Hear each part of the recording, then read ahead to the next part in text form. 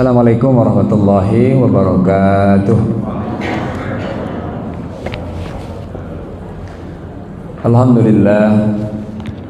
Alhamdulillahi rabbil alamin, wal aqibatu lil muttaqin, wala udwana illa 'alal zalimin.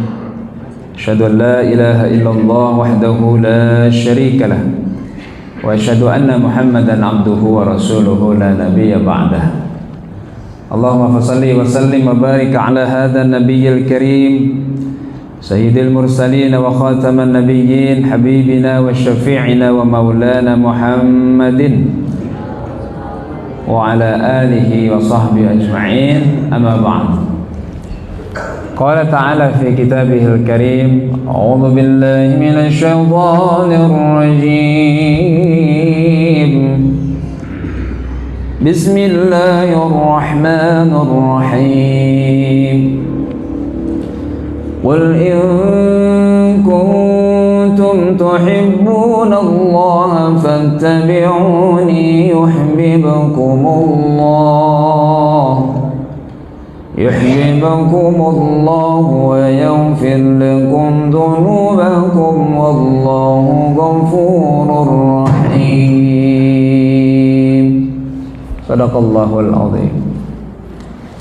Hadirin jamaah salat subuh Masjid Imanuddin yang berbahagia, segala puji kita panjatkan kehadirat Allah Subhanahu wa taala.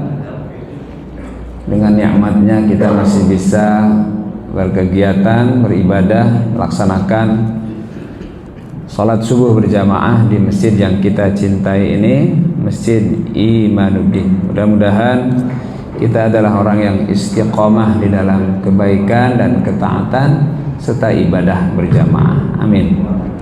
Salawat dan salam kita haturkan, kita sampaikan kepada yang mulia junjungan kita Nabi Muhammad sallallahu alaihi wa alihi wasallam. Ini kita udah masuk bulan Rabiul Awwal. Tanggalnya tanggal berapa ini? 9. Bulan dimana Rasulullah dilahirkan. Tanggalnya 12. Tahunnya tahun gajah, karena sebelum kelahiran beliau tentara gajah dari Yaman dipimpin oleh Abraha dihancurkan oleh Allah, dihinakan di satu lembah namanya lembah Muhashir antara Mina dan Muzdalifah. Peristiwa itu menandai lahirnya yang mulia Nabi kita Muhammad sallallahu alaihi wa alihi wasallam. Mari kita bersalawat kepada beliau. Ya Nabi salam alaika, ya Rasul salam alaika, ya Habib salam alaika, salawatullah alaika, ya Nabi salam alaika, ya Rasul salam alaika, ya Habib salam alaika, salawatullah alaika. Anta syamsun, anta badrun, anta nurun fawqa nuri, anta iksiru wa ghali, anta misbahu suduri, ya Nabi salam alaika, ya Rasul salam alaika, ya Habib salam alaika, salawatullah alaika, salawatullah shalli wa sallim wa barik alaihi. Hadirin yang berbahagia, Allah berkenan memampukan kita, menyehatkan kita, mentakdirkan kita berada di tempat yang Allah cintai. Sebaik-baiknya tempat yaitu masjid. Banyak kebaikan yang hadir yang kita lakukan di tempat ini. Mudah-mudahan dicatat sebagai amal terbaik untuk kita semua. Amin.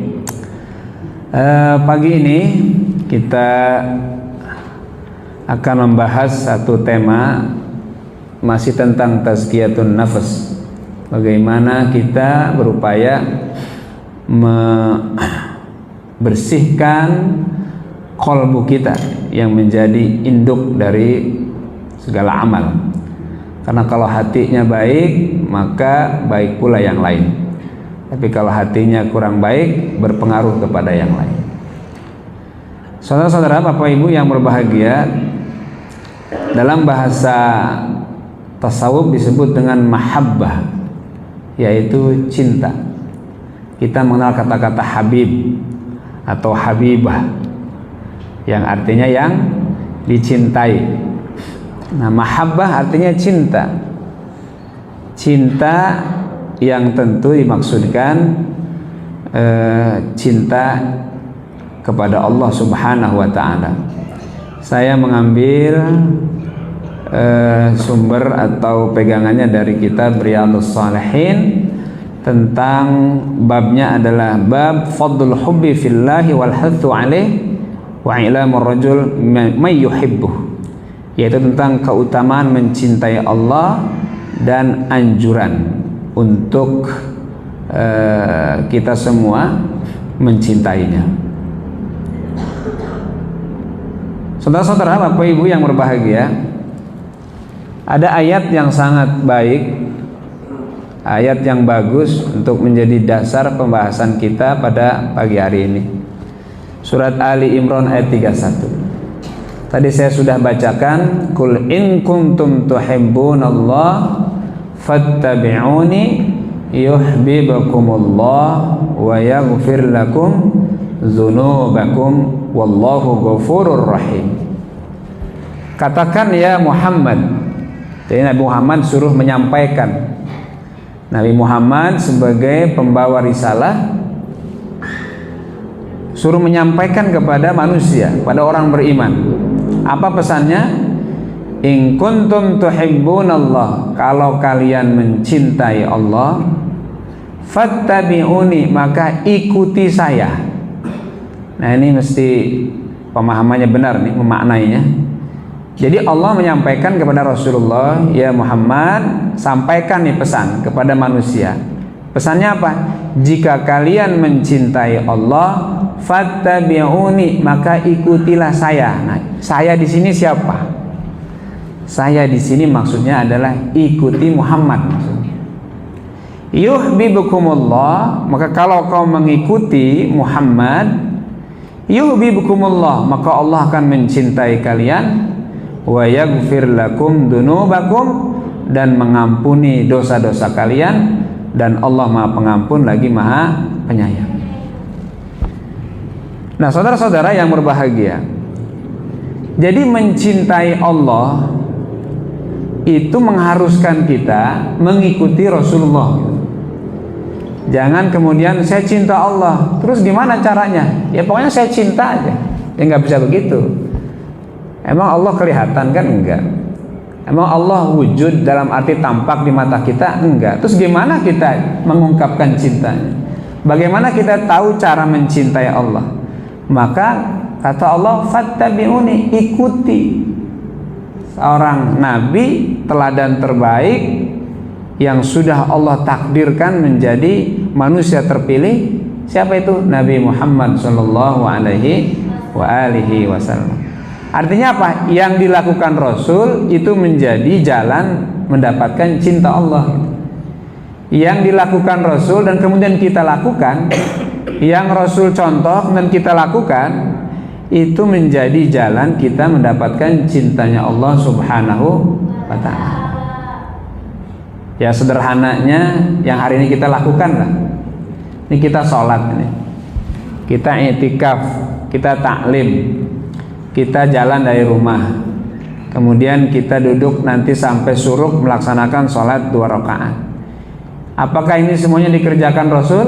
Sangat dikerjakan Rasul. Jadi kalau mau disebut ini sunnah Rasul yang selalu dilakukan beliau. Cuman mungkin bedanya kalau Rasul kan selangkah ke masjid. Kalau kita mungkin seliter kali ya, seliter bensin kali ya. Itu bedanya ya.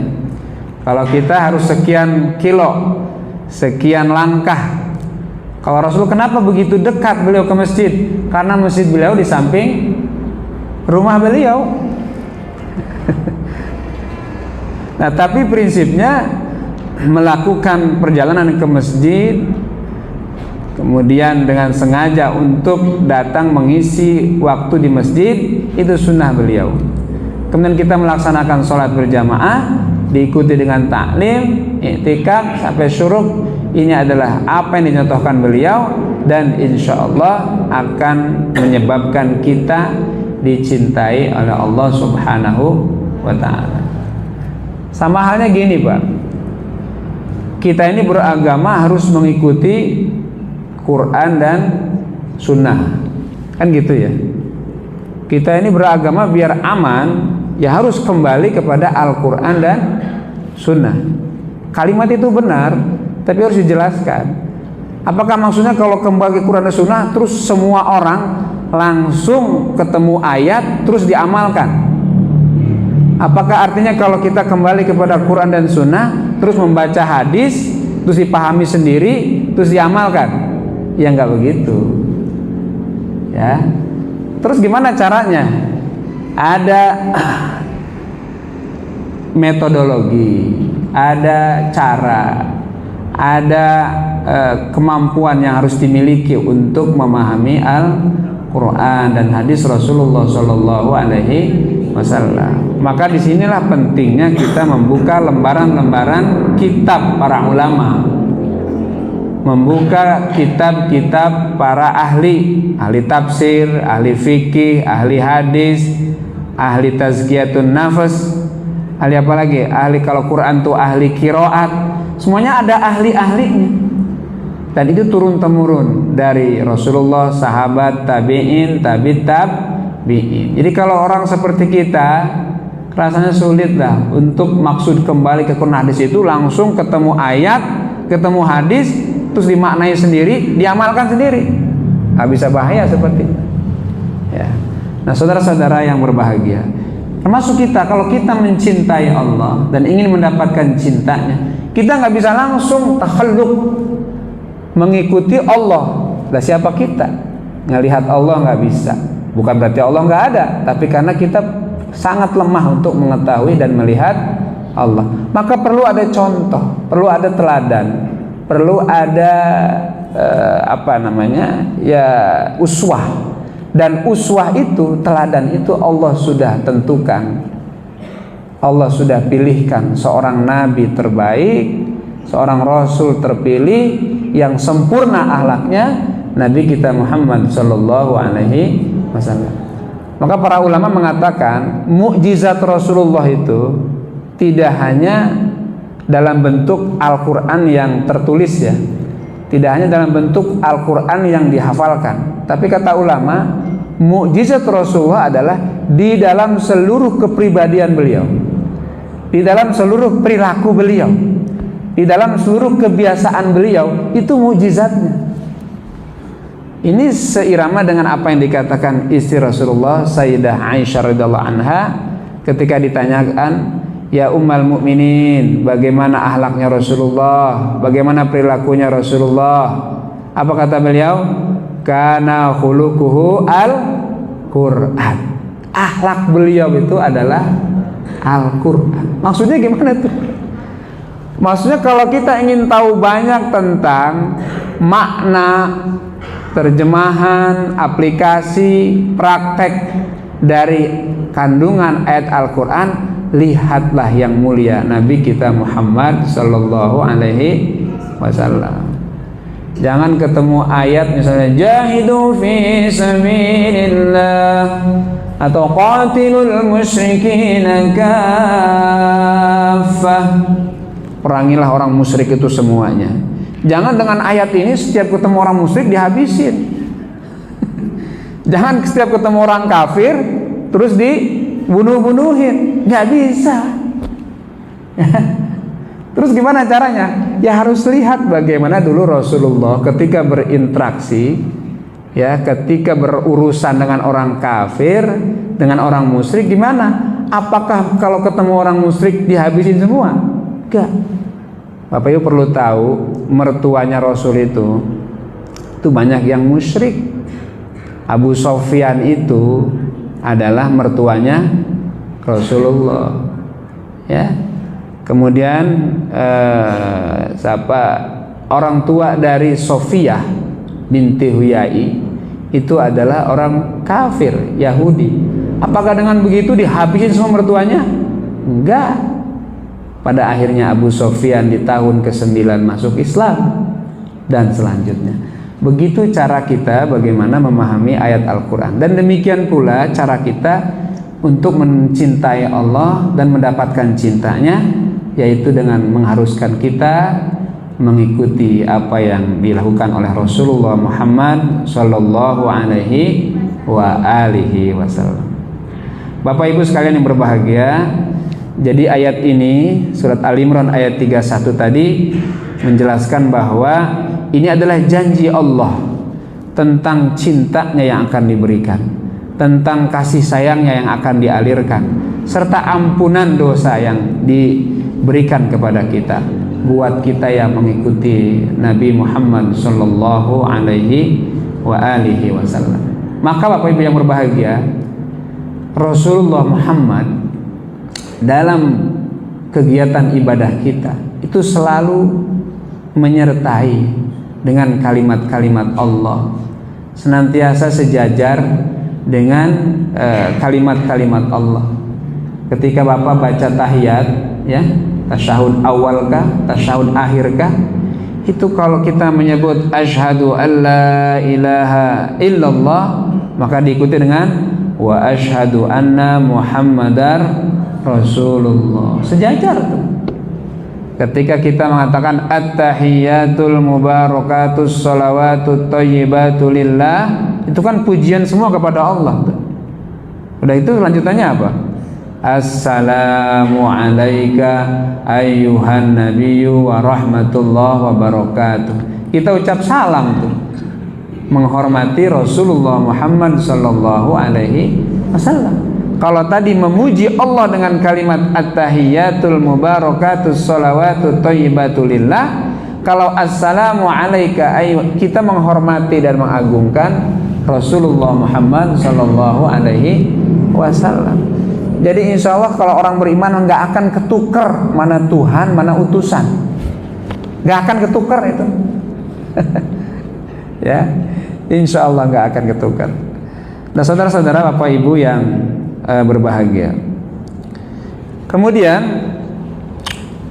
dalam ayat yang lain Allah berfirman bahwa orang-orang yang mencintai Allah, orang-orang yang menyatakan dirinya cinta kepada Allah, dia memiliki sifat.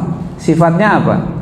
Sifatnya itu adalah azillatin 'alal mu'minin, a'izzatin 'alal kafirin, yujahiduna fi sabilillah wa la yakhafuna laumata laim.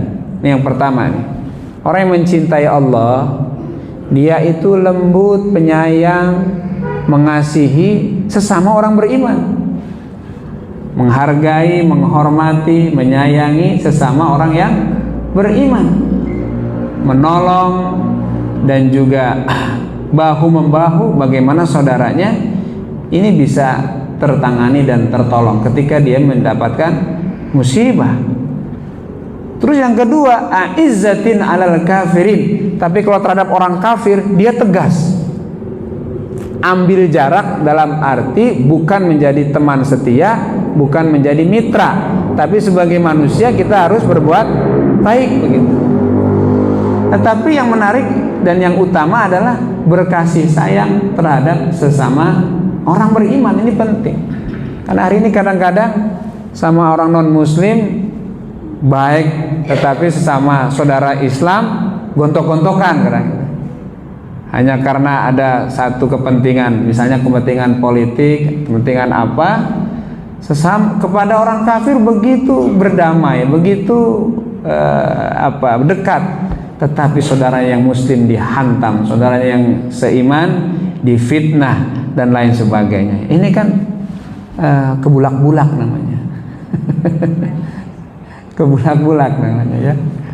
Nah, padahal dalam hadis yang lain Rasul pernah mengatakan, "Matsalul mu'minin fi tarahimihim wa tawaddihim wa ta'atufihim kamatsalil jasadil wahid idza istaka 'udwun tada'a lahu sa'irul jasadi fis sahari wal humma." Perumpamaan orang beriman di dalam cintanya, di dalam sayangnya, dalam kelembutannya seperti satu tubuh, satu badan, yang kalau salah satu organ tubuhnya sakit, yang lain merasakan sakit ya. Dan kita ini Indonesia yang mayoritas muslim, yang hari ini statistiknya kira-kira 87%, setelah kemerdekaan sensusnya itu 97%, sekarang tinggal 87%, sekian persen kemana ini ya? Jadi murtad atau apa? Tapi lihat ayat ini, Allah berfirman dalam surat Al-Maidah ayat 54, "May yartadda minkum 'an dini fasawfa ya'tillah biqaumin yuhibbuhum wa yuhibbunah." Siapa yang murtad, keluar dari agama, ya, fasawfa, enggak usah khawatir kata Allah. Allah akan ya'tillah, akan mendatangkan biqaumin, dengan satu kaum yang Allah mencintainya dan dia mencintai Allah. Insyaallah. Jadi fenomena murtad, muallaf murtad itu selalu ada dalam sejarah, selalu ada dalam setiap masanya. Emang di zaman sahabat nggak ada yang murtad, Bu? Banyak. Sehingga khalifah pertama Abu Bakar Siddiq, yang beliau menjabat atau memimpin umat Islam hanya 3 tahun, itu disibukkan dengan urusan dua. Pertama, memerangi orang yang murtad. Kedua, mendorong dan juga menegaskan kepada mereka yang enggan berzakat. Terus tambah yang ketiga, yaitu memerangi orang yang mengaku nabi. Nah, yang murtad ini kan yang terpengaruh sama yang ngaku-ngaku nabi. Di antara yang paling besar itu adalah Musailamah Al-Kadzdzab, dijuluki dengan Al-Kadzdzab, pembohong, karena bohongnya kelewatan. Nah, itulah peristiwa sejarah di mana kemurtadan itu sudah ada, sudah terjadi bahkan setelah meninggalnya Rasulullah Muhammad sallallahu alaihi wasallam. Bisa baca dalam surat Ali Imran ayat 144. Allah berfirman, "Wa ma Muhammadun illa rasulun qad khalat min qablihi rusul." Muhammad hanyalah seorang rasul, telah berlalu rasul-rasul yang lain.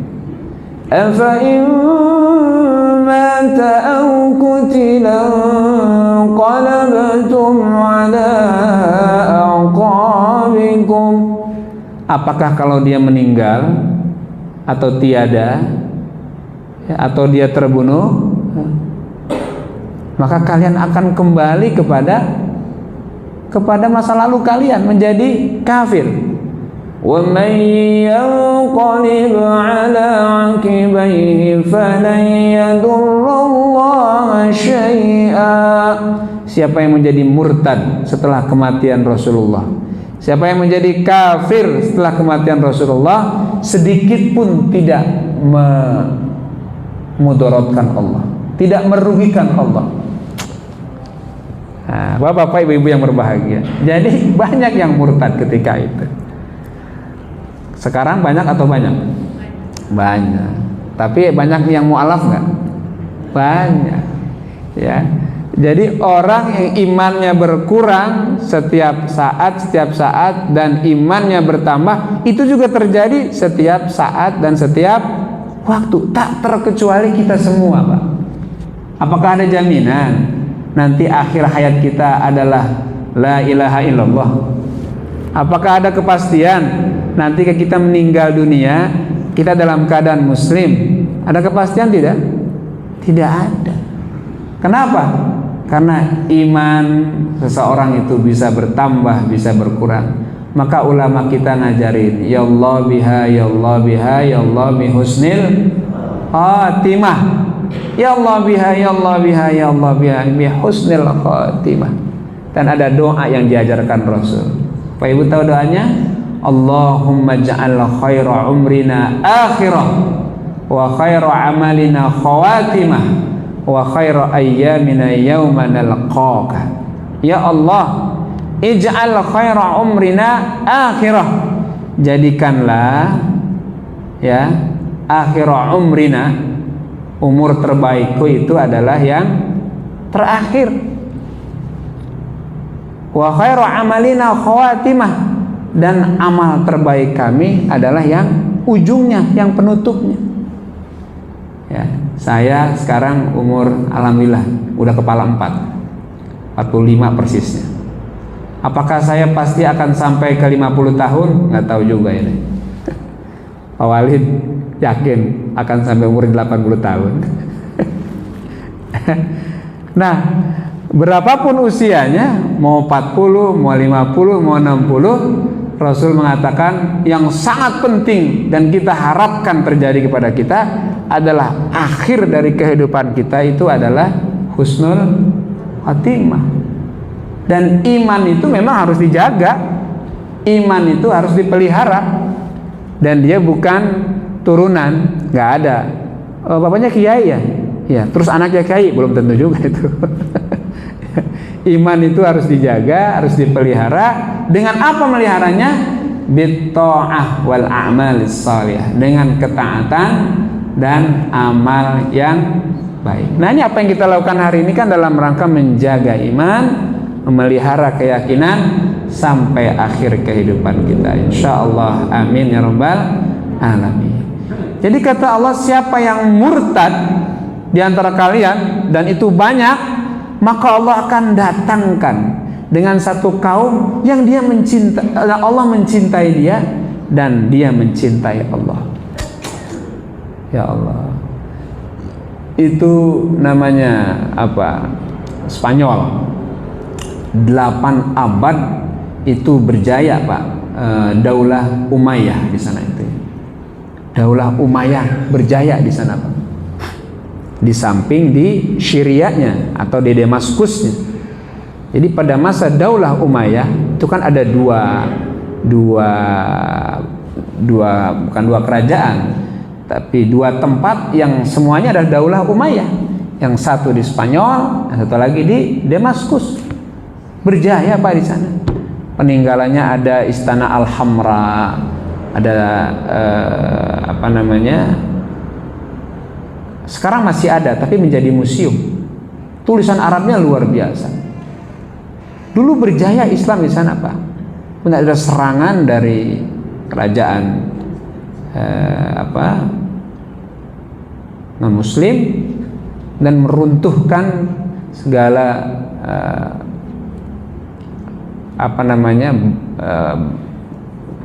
kejayaan Islam yang sebetulnya berlangsung lama. Ada yang murtad, ada yang pura-pura murtad, tapi pada kenyataannya hari ini tak terlihat di sana itu sebagai mayoritas Muslim.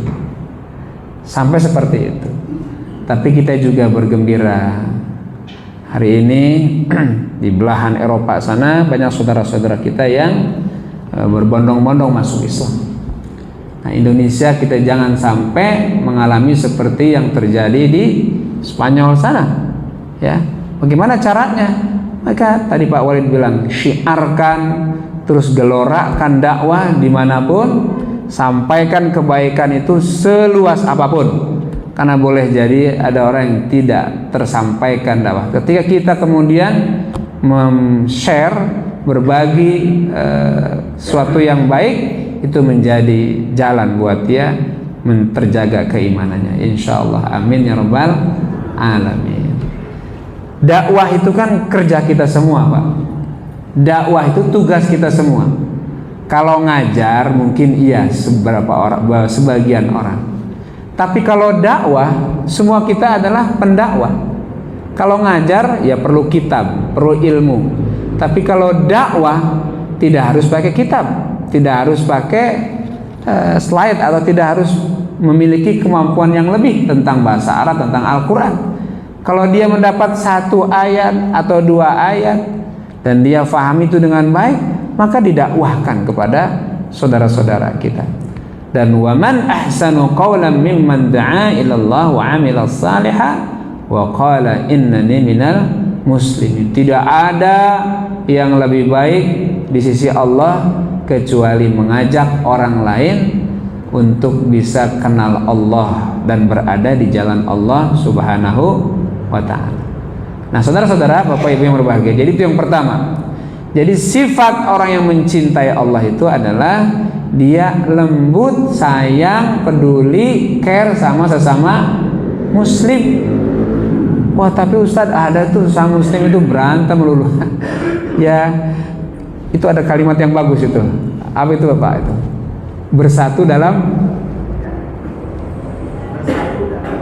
bersatu dalam akidah, berjamaah dalam ibadah, bertoleransi dalam khilafiyah. Nah, ini bagus ini, masya Allah. Tauhidnya orang Islam itu insya Allah kokoh, Pak. Kokoh. Kalau urusan tauhid kokoh insya Allah. Karena kita dibekali dengan panduan yang jelas. La ilaha illallah Muhammadur Rasulullah. Ya. Nah, berjamaah dalam ibadah. Ini penting juga ini ya. Karena di dalam kita memelihara jamaah akan terpupuk ukhuwah yang tinggi. Ketika berjamaah kan kelihatan tuh. Kalau imam belum ruku, ya jangan ruku. Coba-coba imam belum ruku terus makmum ruku, apa yang terjadi? Batal sholat. Sama semua sejajar, nggak, kaki harus sama, pundak harus sama. Itu menunjukkan persamaan kita di mata Allah dan kebersamaan kita sesama manusia. Ya. Nah, terus ya assalamualaikum ke kanan, assalamualaikum ke kiri, itu menunjukkan saya care loh, saya peduli loh sama saudara saya. Saya tidak hanya melihat ke depan ya tentang cita-cita dan harapan saya, tapi saya juga harus melihat tetangga saya gimana ini, saudara saya ini gimana ini, maka tengok kanan, tengok kiri. Itu kan maknanya sampai seperti itu, untuk menjelaskan bahwa sesama orang Islam itu harus lebih kasih, lebih sayang, melebihi sayang dan kasih kita kepada selain yang Islam. Nah, bapak-bapak, ibu-ibu yang berbahagia, jadi itu ayat yang menjelaskan tentang bagaimana sifat kita mencintai Allah Subhanahu wa ta'ala. Nah, ada sebuah hadis yang berikutnya. Hadis ini dari Abu Hurairah, diriwayatkan oleh Imam Bukhari, tentang bagaimana kita mendapatkan cinta, merasakan kasih sayang Allah dalam hidup ini. Apa hadisnya? Kata Rasulullah, ini sebetulnya hadisnya hadis qudsi ya. Berarti kan pesannya dari Allah, redaksinya dari Rasulullah Muhammad sallallahu alaihi wasallam. Maka dalam hadis qudsi itu bahasanya qala Allah taala. Allah berfirman. Apa kata Allah? Kalau Allah berfirman tidak selalu Quran ya. Ini hadis qudsi. Apa kata Allah? Wa ma taqarraba ilayya 'abdi bi syai'in ahabba ilayya mimma aftaradtu 'alaihi. Wa la yazalu 'abdi yataqarrabu ilayya bin nawafil hatta uhibbah. Fa idza ahbabtu kuntu sam'ahu alladhi yasma'u bih wa basarahu alladhi yubsiru bih wa yadahu allati yabtishu bih wa rijlahu allati yamshi bih wa in sa'alani la'utiyannah wa la in ista'adzani la'u'idannah. Ini hadisnya. Apa artinya? Seorang hamba, seorang abid, ini kita ini abid ya, Abdullah semuanya. Dia terus-menerus senang, gemar, semangat melakukan ibadah. Dan yang semangat ini, yang bergairah ini, yang terus-menerus ini, ibadahnya ibadah apa? Ibadah nafilah, ibadah tambahan, ibadah sunnah, Pak. Ya, ibadah sunnah.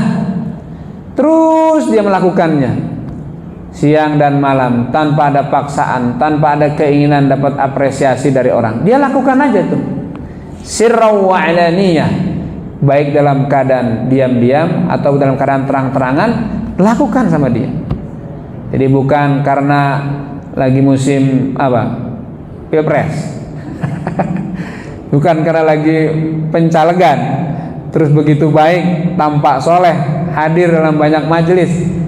Dia tidak melakukan itu, tapi dia betul-betul melakukannya sirra wa alaniyah, kapanpun dimanapun dia lakukan. Apa kata Allah dalam hadis ini, hadis qudsi ya, seorang hamba dengan terus-menerus melakukan itu, hatta uhibbah, sampailah aku mencintai dia.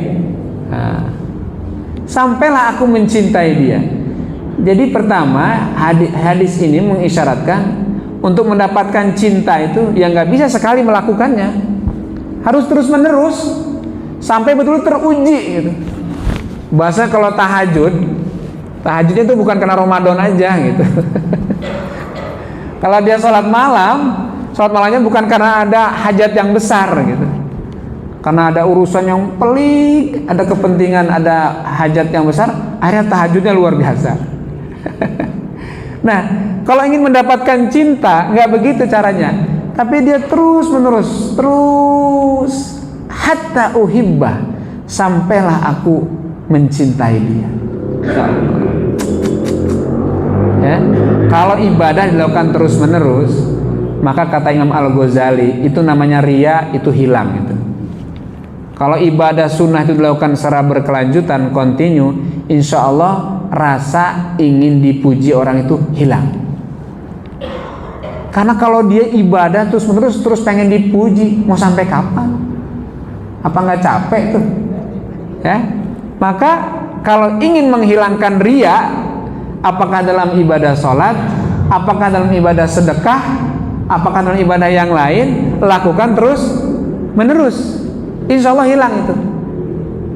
Karena riya ini memang ya penyakit dasar manusia, boleh dibilang Pak ya. Semua orang itu kalau dia berbuat pasti ingin ada apresiasi. Itu kan manusiawi banget ya Bu ya.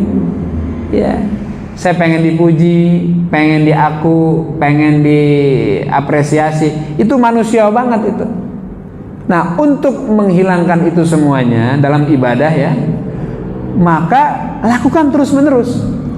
Dengan sendirinya riya itu hilang dan berganti dengan cintanya Allah Subhanahu wa ta'ala. Ini sholat jamaah. Kalau yang terus menerus melakukan sholat jamaah rutin, insya Allah itu nggak ada riya, nggak ada.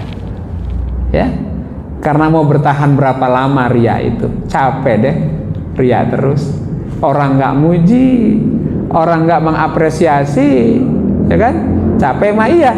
Mendingan kita orientasikan ibadah kita kepada Allah Subhanahu wa ta'ala. Nah, lihat hadis ini, sehingga aku mencintai dia.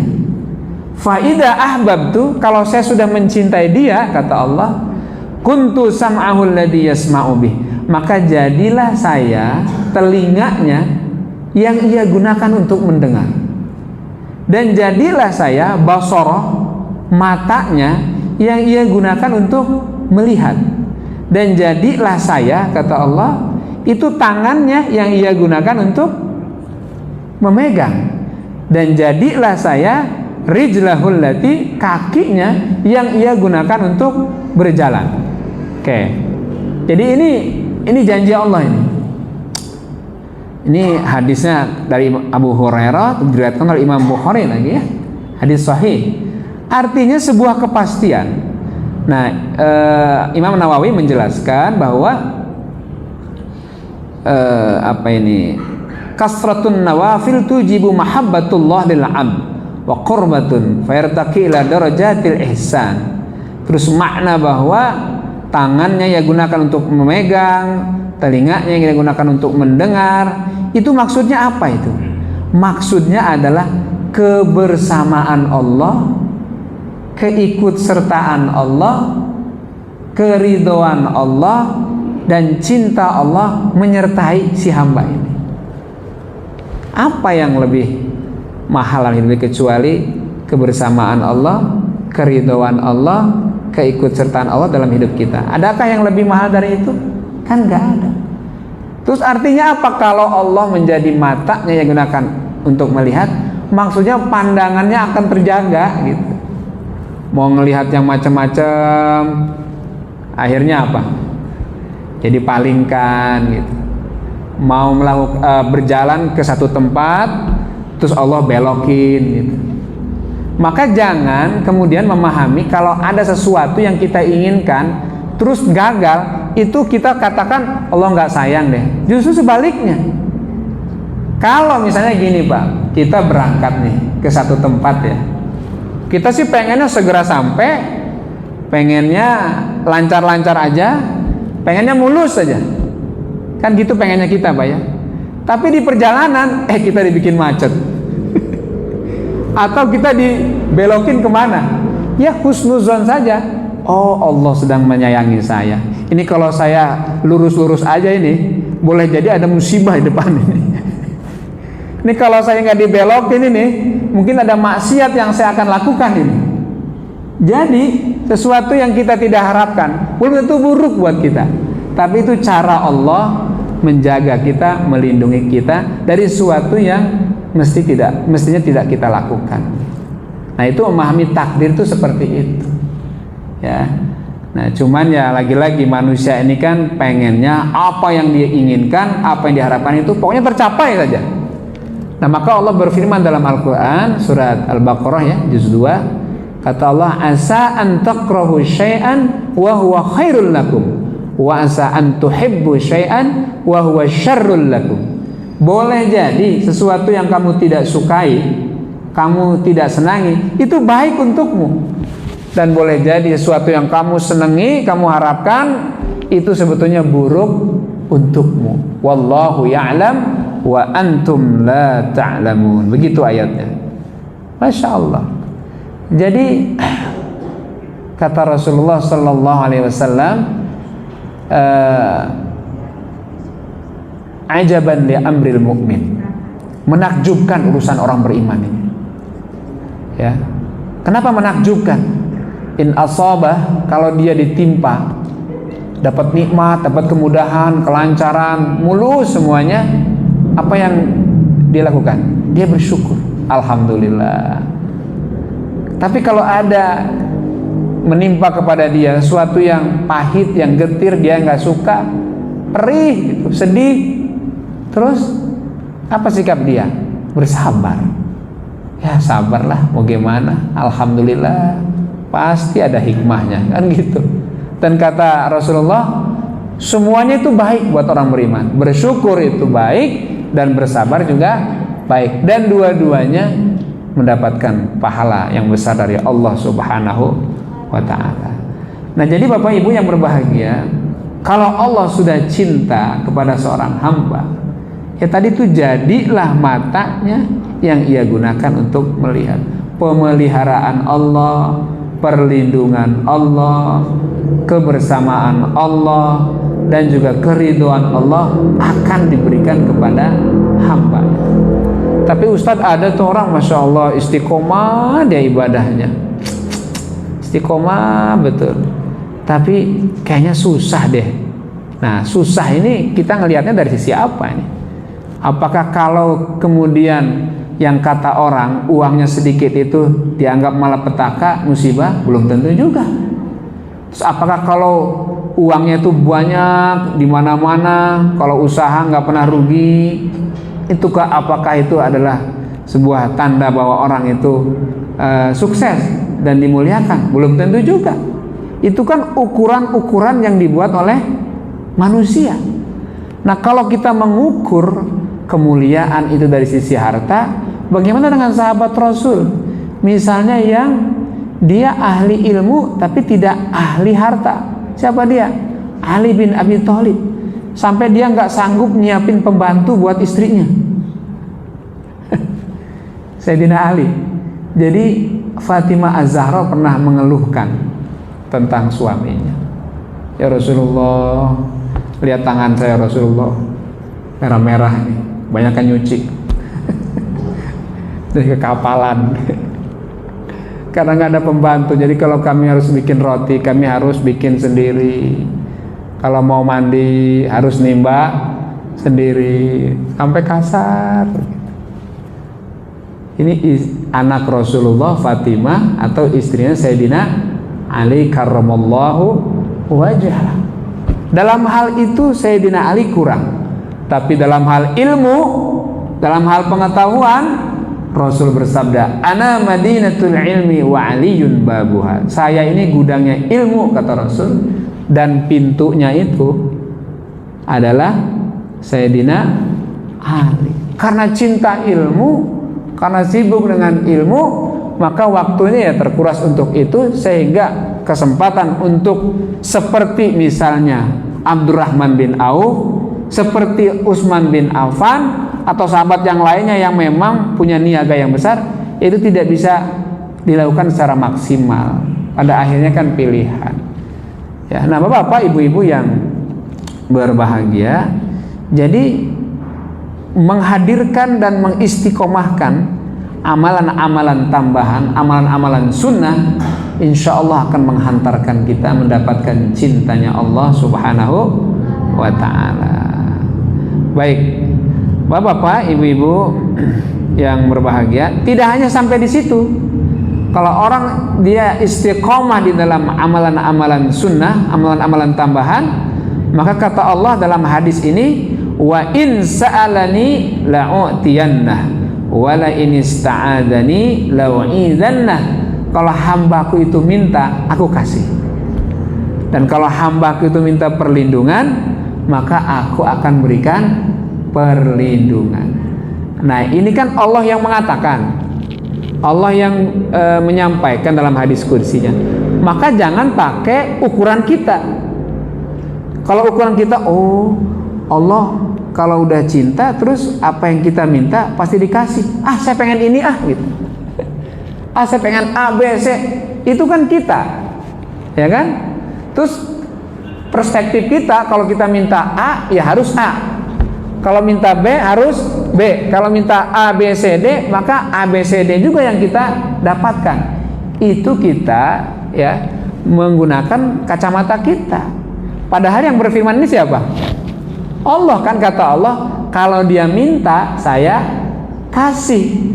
Nah terus kalau Allah yang berfirman, Allah yang menyatakan, maka Allah yang lebih tahu bagaimana menjawab permintaan hambanya.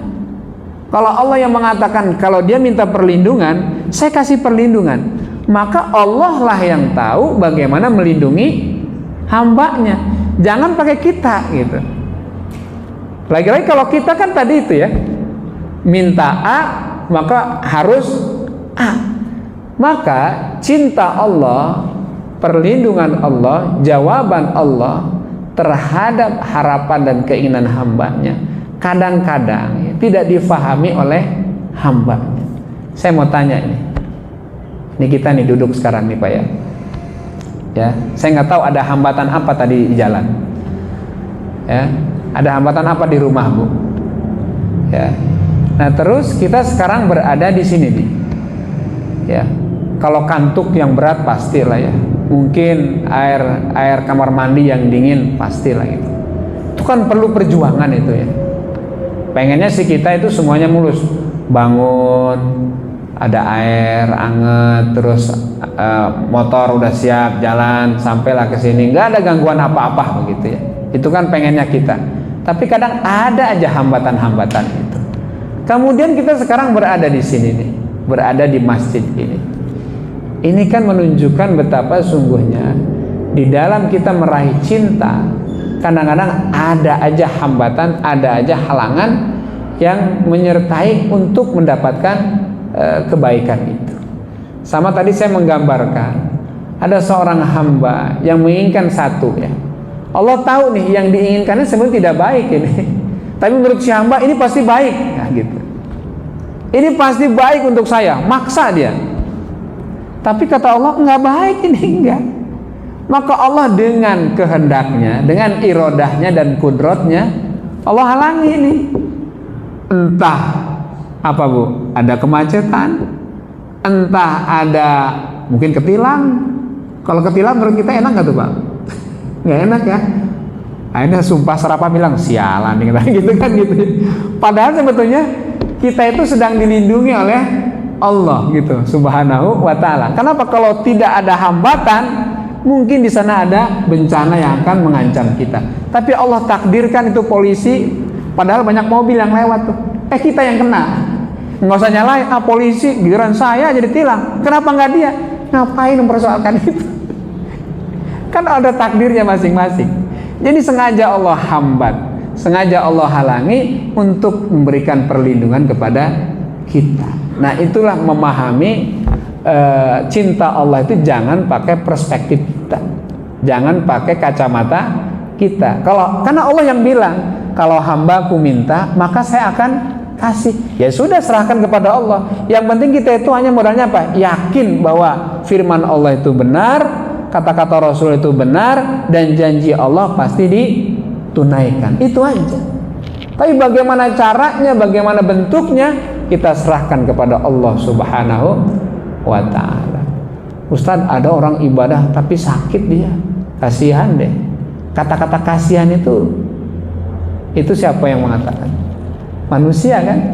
Tapi apakah dengan sakit itu adalah bencana buat dia, terus bahwa Allah tidak senang sama dia? Belum tentu. Karena kata Rasulullah itu bisa jadi sakit itu adalah tanda cintanya Allah dalam rangka menghapuskan segala dosa. Kan Allah yang mengatakan, Rasul yang menegaskan bahwa sakit itu bisa membawa rahmah. Maka jangan pakai perspektif kita gitu. Kalau sakit itu dianggap masalah, hati-hati loh, Rasul sebelum meninggalnya sakit loh. Betul nggak Bu? Berapa hari sakitnya Rasul? 12 hari. Parahnya 3 hari. Berani kita akan mengatakan bahwa Allah murka sama Nabi? Berani kita mengatakan bahwa Allah sedang marah sama Nabi? Wah, terlaluan kita. Rasul mengalami sakit, sakitnya demam tinggi luar biasa. Nah, jadi sekali lagi harus Allah yang punya cara, Allah yang punya iradah untuk memastikan bahwa janji-janjinya, firman-firmannya itu betul-betul terwujud di dalam kehidupan kita. Kita hanya butuh yakin dan percaya ya terhadap apa yang Allah firmankan dalam Al-Quran dan Rasul sabdakan di dalam hadis Rasulullah Muhammad sallallahu alaihi wa alihi wasallam. Saudara-saudara, bapak-bapak, ibu-ibu yang saya hormati, kemudian terus cara apa lagi untuk kita mendapatkan cinta? Ada sebuah peristiwa gini Pak, di Masjid Quba ya, Masjid Quba itu kan kira-kira jarak 4 kilo dari Masjid An-Nabawi. Ini kalau yang lama nggak umroh, saya 10 hari yang lalu umroh, haji juga kemarin berangkat. Sekarang itu mulai ditata itu Mekah Madinah itu makin welcome lah ya, makin bersahabat. Pejalan kaki itu diberi trek tersendiri.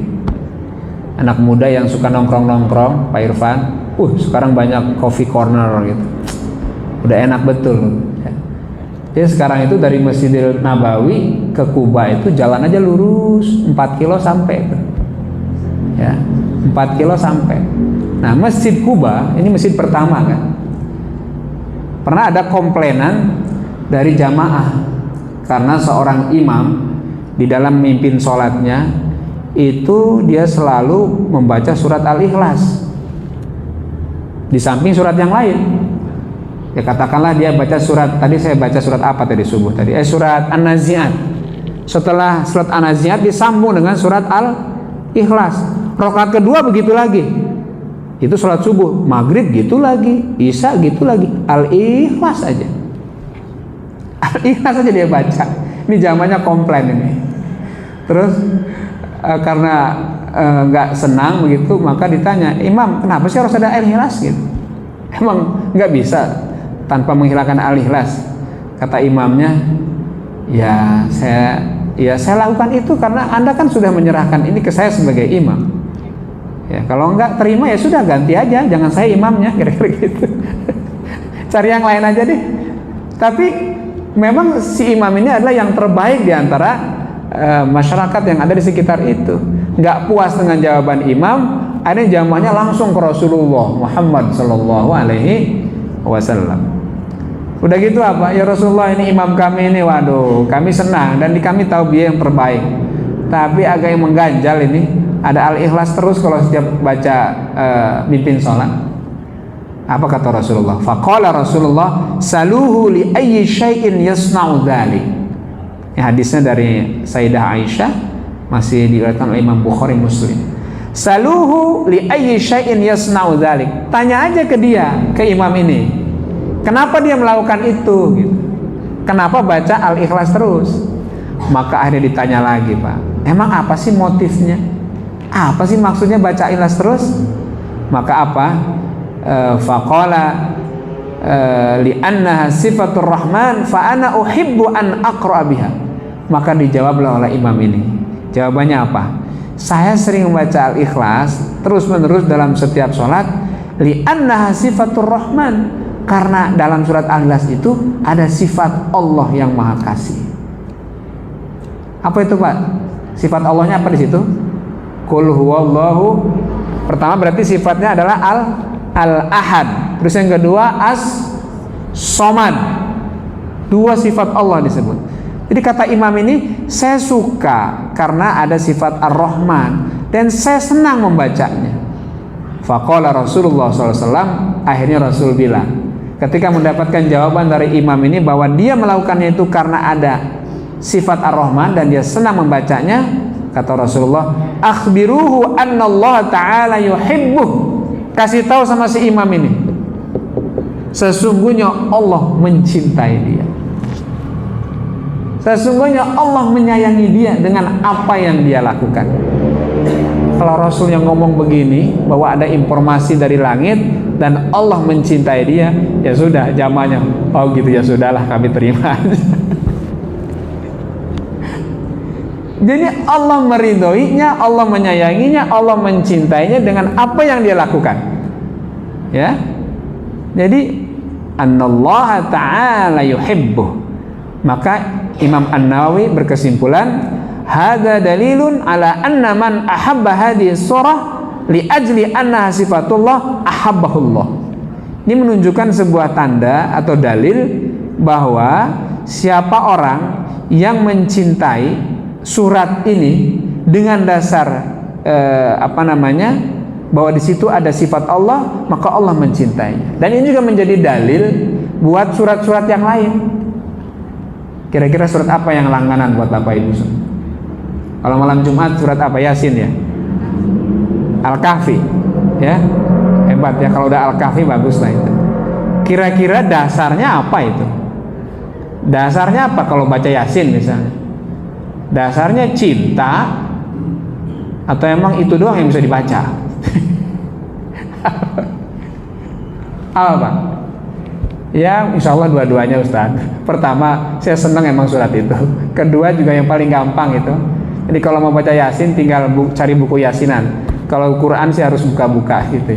Insya Allah bahwa annallaha ta'ala yuhibbuh, Allah juga akan memberikan cintanya itu kepada kita. Nah, saudara-saudara apa yang berbahagia, saya kira itu bahwa mencintai Allah mengharuskan kita meneladani Rasulullah.